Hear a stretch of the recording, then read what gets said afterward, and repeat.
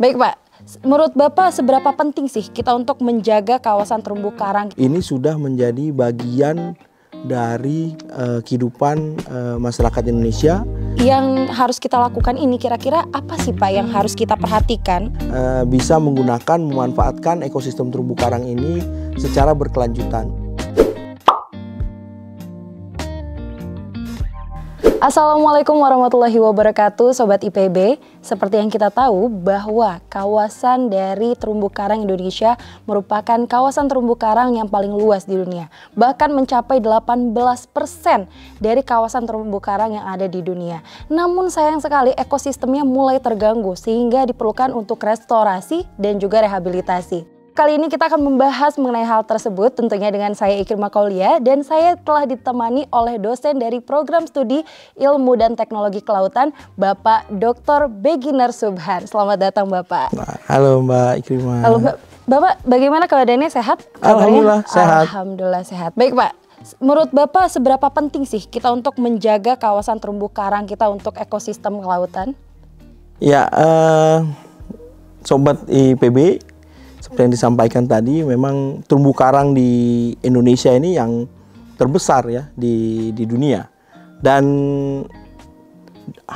jutaan orang di Indonesia itu bergantung kehidupannya di ekosistem terumbu karang. Oleh karena itu, ini sudah menjadi bagian dari kehidupan masyarakat Indonesia. Di situ ada perekonomian, ya, kemudian sosial dan juga budaya. Jadi ya dengan melestarikan terumbu karang di Indonesia ini artinya juga menjaga kehidupan masyarakat pesisir dan pulau-pulau kecil di Indonesia. Betul banget ya, karena ini juga untuk menjaga kehidupan yang ada di laut ya Pak ya. Nah, dari yang harus kita lakukan ini kira-kira apa sih Pak yang harus kita perhatikan untuk mengelola kawasan terumbu karang itu sendiri?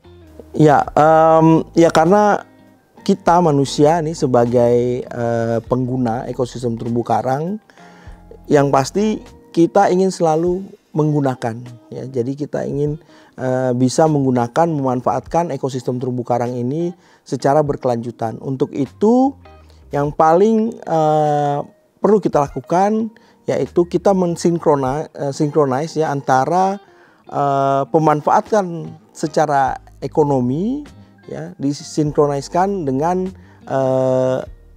kehidupan atau secara ekologi di ekosistem terumbu karang, yaitu dengan mempraktekkan pemanfaatan berkelanjutan, ya. Jadi banyak sekali biota-biota yang saat ini mulai punah gitu ya. Nah, kita harus menjaga, dan yang paling penting adalah ketika menggunakan, memanfaatkan, kita harus melindungi atau menjaga ekosistem tersebut dari kerusakan akibat oleh manusia.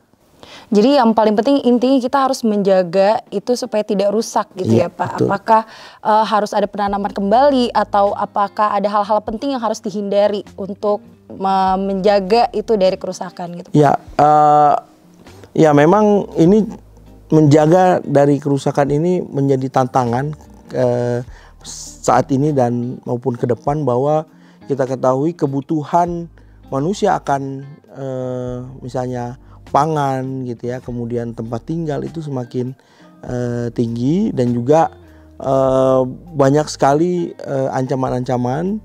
Nah, ancaman-ancaman inilah yang perlu kita kurangi, ya, perlu kita ya kalau bisa hilangkan, tapi sulit ya, tapi kita kurangi ya tekanan-tekanan terhadap ekosistem terumbu karang ini, sehingga walaupun dimanfaatkan, nanti ekosistem terumbu karang ini bisa dengan sendirinya pulih apabila tekanan tadi kita kurangi, seperti itu. Nah, berarti kan ini kita intinya harus menjaga dari kerusakan ya Pak ya. Betul. Nah, kira-kira faktor apa aja yang harus kita hindari ini agar untuk menjaga terumbu karang itu tetap menjadi baik gitu Pak? Ya, baik Sobat IPB, di terumbu karang ya memang tadi kita punya anugerah yang sangat besar, terumbu karang banyak di Indonesia, tetapi kita juga selain anugerah itu juga kewajiban kita juga untuk menjaga. Nah, tantangannya adalah kerusakan terumbu karang ya selama ini, terutama di Indonesia, itu paling banyak disebabkan oleh aktivitas manusia. Nah, jadi misalnya beberapa tahun terakhir masih ada yang namanya penggunaan bom ya untuk menangkap ikan, itu bisa merusak terumbu karang gitu ya. Kemudian ada juga polusi ya, polusi dari masyarakat gitu ya. Kemudian dari kegiatan-kegiatan pertambangan ya, pelabuhan misalnya, atau dari daratan ya. Ini juga semakin banyak sampah-sampah plastik, itu juga menjadi ancaman. Itu ancaman dari manusia ya. Belum lagi yang dari alam ya, secara natural ya, kita ketahui bahwa ada misalnya gempa bumi ya, gunung api misalnya ya di Ternate, dan juga terakhir ini perubahan iklim ya. Perubahan iklim ini menyebabkan adanya kenaikan suhu permukaan laut. Nah, suhu permukaan laut ini menyebabkan kematian ya, atau sebelumnya biasanya adanya pemutihan karang, coral bleaching, yang sebenarnya itu alami ya, tetapi karena waktunya semakin sempit ya, yang tadinya per 10 tahun jadi sekarang per 5 tahun, ini menyebabkan terumbu karang tidak bisa recovery. Nah, itulah ancaman-ancaman yang terjadi. Nah, yang bisa kita lakukan sebagai manusia yaitu tadi ya, jadi mengurangi polusi misalnya, yang mengurangi sampah plastik misalnya. Nah, itu juga upaya yang bisa kita lakukan. Oke, baik Pak. Jadi kan kalau terumbu karang ini kan sebagai orang awam nih, kita kalau ngelihatnya kan biasa aja ya Pak, hanya karang-karang biasa gitu. Kira-kira Pak, kalau misalnya terumbu karang itu yang rusak dan terumbu karang yang masih bagus, itu tuh ada ciri pembedanya nggak sih Pak? Nah, iya nih ya, Sobat IPB ya, Mbak Ikrama ya.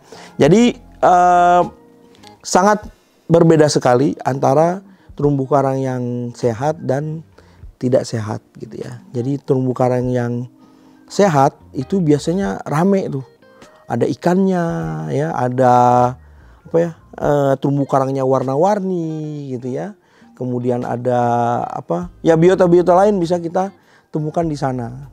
Terus bentuknya formasinya itu dia ada yang bercabang, ada macam-macam ya, seperti kita lah, ada gedung-gedung yang bagus misalnya seperti itu.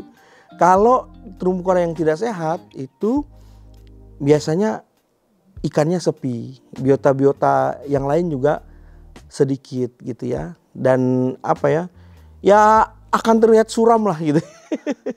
Terlihat suram gitu, jadi tidak warna-warni gitu ya. Nah, itulah ciri sederhana lah untuk mengenali terumbu karang yang masih sehat dengan terumbu karang yang sudah tidak sehat lagi, seperti itu. Oh, seperti itu Pak. Karena kan kalau misalnya saya melihat secara mata telanjang gitu ya Pak, kalau saya ngelihat terumbu karang ya terumbu karang aja. Iya, ternyata betul. memang terumbu karang yang sehat itu kalau masih ada yang meninggali lah gitu ya, masih ada yang hidup di dalamnya. Tapi kalau misalnya yang tidak ya sepi-sepi aja gitu. Sepi, betul.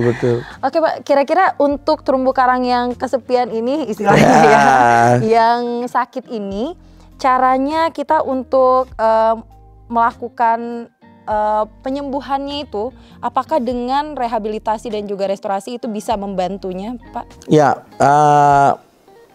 memang sebenarnya seperti saya katakan berulang, alam ini bisa healing sendiri, memperbaiki dirinya sendiri. Tetapi seiring dengan semakin banyaknya tekanan ya, pressure dari manusia, tadi polusi dan lain-lain, itu menyebabkan kita harus melakukan restorasi atau rehabilitasi.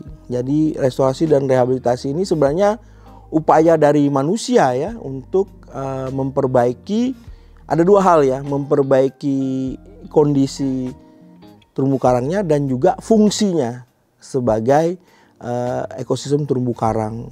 Tadi ya, sebagai tempat tinggalnya banyak biota-biota laut di sana, seperti itu.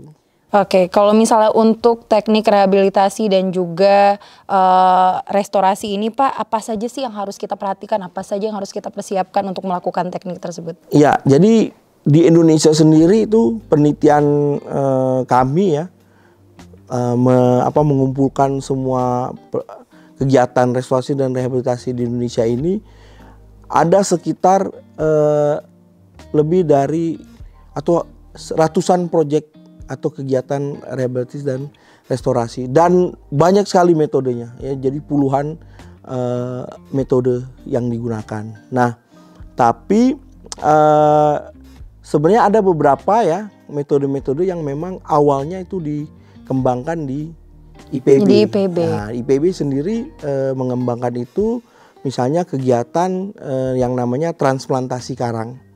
Nah, itu tahun 2000-an. Transplantasi karang itu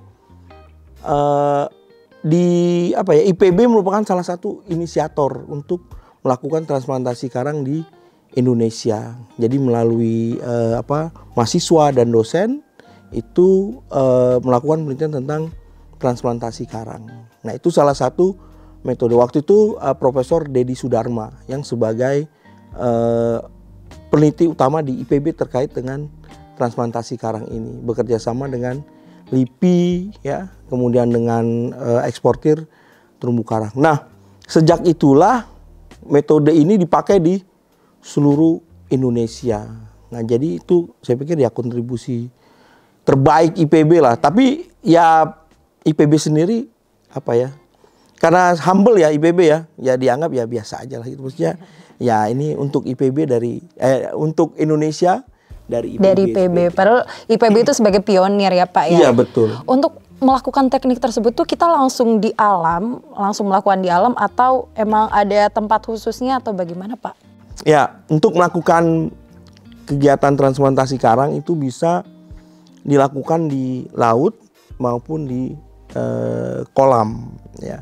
Tetapi pada saat ini paling banyak itu dilakukan langsung di laut seperti itu. Jadi di laut itu akan lebih mudah ya, karena ya memang untuk jaraknya tidak terlalu jauh dan pemeliharaannya juga tidak sulit ketika dibandingkan di darat seperti itu. Saya baru tahu juga ini Pak ada metodenya. Saya kira harus di habitatnya gitu kan. Iya. Kalau misal kayak pohon lah untuk dipindahin kan sulit ya Pak. Betul. Ternyata memang ada kolam khususnya untuk Betul. merehabilitasi dan juga restorasinya. Nah, untuk dari dampak yang dihasilkan dari kita melakukan restorasi dan juga rehabilitasi bagi terumbu karang itu sendiri akan seperti apa Pak? Ya, jadi kegiatan rehabilitasi dan restorasi ini sebenarnya bertujuan untuk mengembalikan fungsi ekologis dari terumbu karang. Jadi terumbu karang ini dia merupakan tempat hewan-hewan ya mencari makan, tempat hewan-hewan memelihara anak-anaknya gitu ya, tempat hewan-hewan melakukan kawin gitu ya di sana gitu. Nah, fungsi ekologis inilah yang diharapkan akan terjadi ketika terumbu karangnya itu bisa kembali lagi seperti itu. Dan disitulah nanti tumbuhnya individu-individu baru ya, hewan-hewan anakan yang bisa memperbanyak populasi biota-biota di laut nantinya seperti itu. Itu yang diharapkan. Jadinya tentunya untuk ekosistem lah ya Pak ya, untuk mereka untuk memberikan generasi-generasi baru yang tentunya ini akan bermanfaat juga untuk manusia, betul ya Pak ya? Betul. Nah, harapan Bapak sendiri nih, apa sih yang harus kita lakukan sebagai masyarakat dan juga sebagai pemerintah untuk mendukung pemeliharaan kelestarian kawasan terumbu karang itu sendiri? Mungkin boleh langsung disampaikan kepada Sobat IPB yang ada di rumah. Iya, baik Sobat IPB, banyak hal-hal kecil yang bisa kita lakukan tapi berdampak besar ya untuk ekosistem terumbu karang. Yang pertama, bagaimana kita mengurangi misalnya penggunaan plastik ya. Ini juga salah satu langkah untuk menolong ekosistem terumbu karang kita ya.